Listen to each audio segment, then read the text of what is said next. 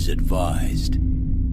Hey everyone, this video is brought to you by Audible. Audible is offering you a free audiobook with a 30-day free trial membership. All you need to do is go to audibletrial.com/bgunlocked.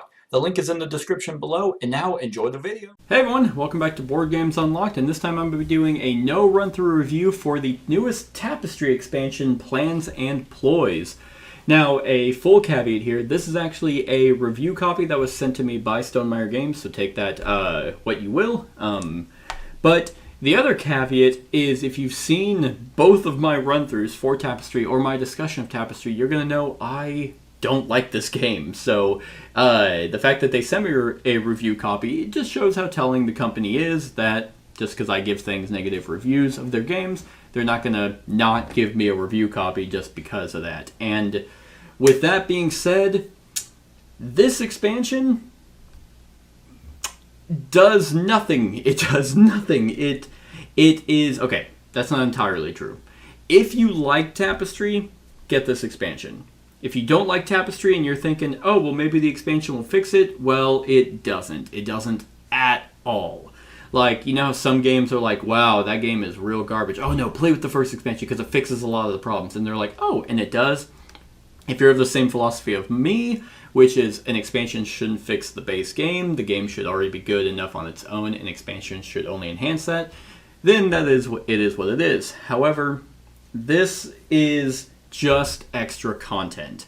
It is new civilizations, if you can call them that, and a few new Tapestry cards, a few new science tokens, and by a few I mean like 4. They do come with a... Now the new printing of Tapestry actually comes with this anyway, but it also does come with a civilization adjustments on the back of the rulebook. So for the original civs where they might have been a little bit more busted because they weren't really tested, then it comes with that. Pretty much the only aesthetically pleasing thing that this expansion comes with. It comes with a bag, like a burlap bag for some reason, but it does come with these little tokens here. And these tokens are aesthetics only. They go on the 4 tracks to indicate what the the buildings that you get to place on your board like that they've been taken, and they're also colored so you can actually kind of find it's like, oh, is this one it? They're colored to represent those types of buildings. This I actually thought was a pretty nice touch to the game, just because it showed that like, okay, it's there. I was the first one there. I take the token and I can easily find the building. That was nice. But there's no new text. There's no new rules. There's just new civilizations. And the civilizations, I mean, for what the game is, they're not horrible. Like, they're pretty interesting, and the Tapestry cards are different as well, and I'll get to that in a sec. But essentially, like, for example, one of the factions that you can play is the Treasure Hunters. They start with 4 of their cubes on there, and at the beginning of their income turn, they can place that on a type of terrain and gain a benefit. Like, if they place on a mountain, they get a worker, and they get to roll, both the conquer dice and take both benefits. Or if they place it on a grasslands, they get food and they get to roll the red die twice and add and keep both, which is actually pretty cool because if you get lucky and roll a 7 and a 7, you just get 14 points. So that was kind of interesting, pretty straightforward. There's some new I always like the names of the factions. Like the obviously this is where Tapestry shines, is kind of on its civilizations, but there's another one in this where it's aliens, so radically different from the rest of them. But you have aliens, and they actually start with 4 space tiles, and at the beginning of their income phase, they get to place a space tile on their board and get the benefit of that. So that's kind of cool. You don't have to run through the exploration track. Some other ones here that they have spies. You may place a player token on one of the unselected options here to gain the corresponding benefits. So, for example, one of them is you gain the benefits of a when-played Tapestry card, gain a benefit of a neighbor's tech card, so you can just kind of steal what other people have done. And a lot of these are actually like place your income tokens, like these tokens here, onto your player mat. And there was stuff like that in the original game as well. Like the Tinkerers, you can place a player token on one of the unselected options, advance to the next bonus on any track, and gain that bonus for free. Do not gain the benefit of any landmarks you pass. That's pretty cool. It's you jump higher up on the track, like from bonus to bonus. Choose one of your advancement tokens, gain resources equal to the cost of advancing into its current position. So, like if you're in the tier 3, you can gain of exploration, you can gain a food and 2 of anything. So they're pretty cool, you know. I mean, the names of them are neat. So infiltrators, spies, advisors, recyclers. Okay, not all of them are cool. Tinkerers, islanders, riverfolk, and utilitarians. So that's pretty much that. So those are pretty interesting. If you find that kind of stuff interesting.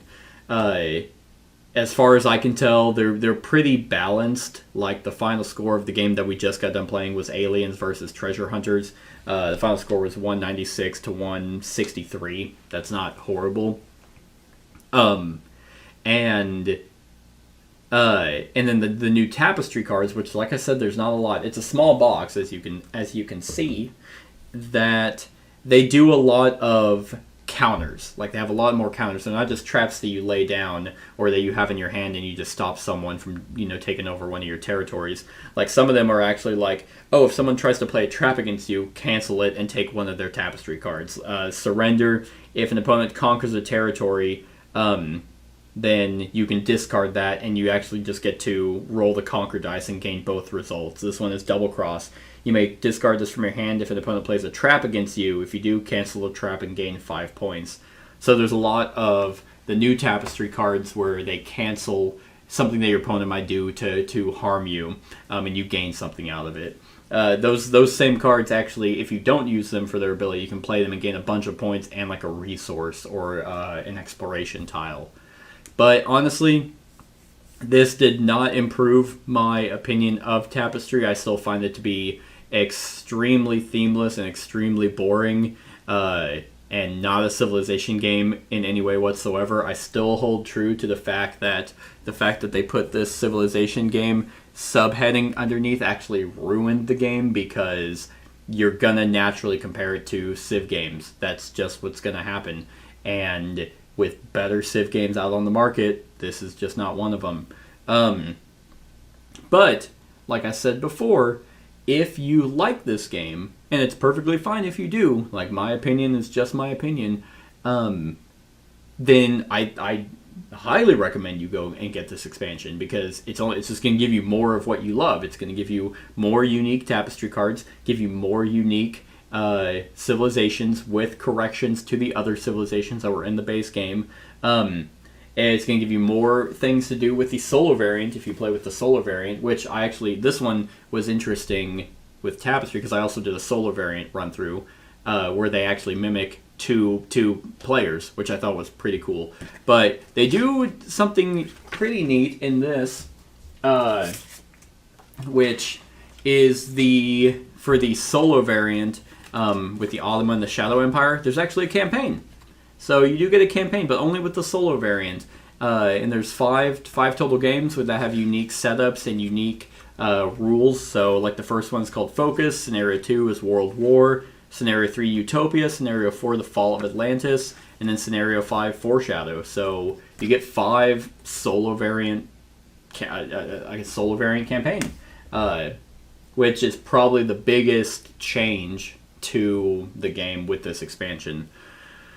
Let's see. Yeah, and you get a bag. I don't know what the bag's for. Oh yeah, there's actually more stuff. There's new landmarks. That is a key thing. I was so focused on the civilization and the other stuff. So they have these new landmark cards that the person going last in turn order will draw from this deck equal to the number of players and pick one. And these are basically bonus landmarks that you get to put into your civilization, and they're unique buildings. So, for example, this is a digital studio that at the end of your turn, if you have at least 2 complete districts in your capital city, you just gain this landmark. And it's like, okay, and you just gain a new landmark. So it gives you something to strive for besides trying to just race up the track higher than other people. Now, some of the Tapestry cards actually just gave you a landmark instead of anything else. So they do kind of want to focus on actually getting some of these buildings, because it was always, in my opinion, extremely difficult to want to do houses, because you got points for each completed row and column, but it wasn't always so easy to do that. Now it looks like with these bonus landmarks, you get to at least get, and they're pretty decent size. I think they're 2x3. So we'll cover 6 squares. And then with the new tapestries giving free landmarks, that I was able to actually get 6 points worth of the houses. So that's not nothing. So yeah, so there's new civilizations. There's the aesthetic tokens, which these are actually my favorite part of the game. No new techs, and a solo variant campaign. And new tapestry cards. So, I mean, like I said, really what this review boils down to is, if you like the game, get it. If you don't like the game, or you're on the game, I wouldn't recommend it. I don't think anything that this expansion is going to bring is going to elevate it to something that you're wanting if you already don't like it. If you're like me, who didn't like it, this did nothing for me. I played the game with it, and I was like, yeah, it's still Tapestry. Like, there's nothing that was like, oh, what? No, that totally changes everything. No, there was no eureka moment. So, with that being said, I mean, my score for Tapestry is still a 5 out of 10. It was a 4 when I initially reviewed it, but, I mean, I think it is just a 5, an average game. And the expansion, I mean, this is actually a hard one, because normally I can just review an expansion and be like, okay, it's either a crap one or a really good one, and this might be the first time I've actually reviewed an expansion for a game I don't care much for, so that might be why it's a little weird. So, here's the thing. If I liked Tapestry, this would be like an 8 out of 10, because it gives me more of what I would already like. With a few unique twists and turns, some fun civilizations, and maybe more ways to actually get some of these landmarks onto your whatever the landscape. But for me personally, the expansion's a 5 out of 10 as well. It's not a bad expansion, but it's not a good one either, because it's for a game that I don't really like. But I think my most accurate one is going to be the 8 if you like Tapestry. So that's it, everyone. Those are my thoughts on the expansion for Tapestry, Plans and Ploys. Let me know what you think of the game Tapestry or the expansion in the comments below. Other than that, like, comment, share, and subscribe, and have a wonderful whatever time of day it is for you. Hey everyone, thank you for watching, and I really hope that you enjoyed the video. If you would like to see more of my content, go ahead and click that subscribe button and the bell to be notified whenever I upload any new content.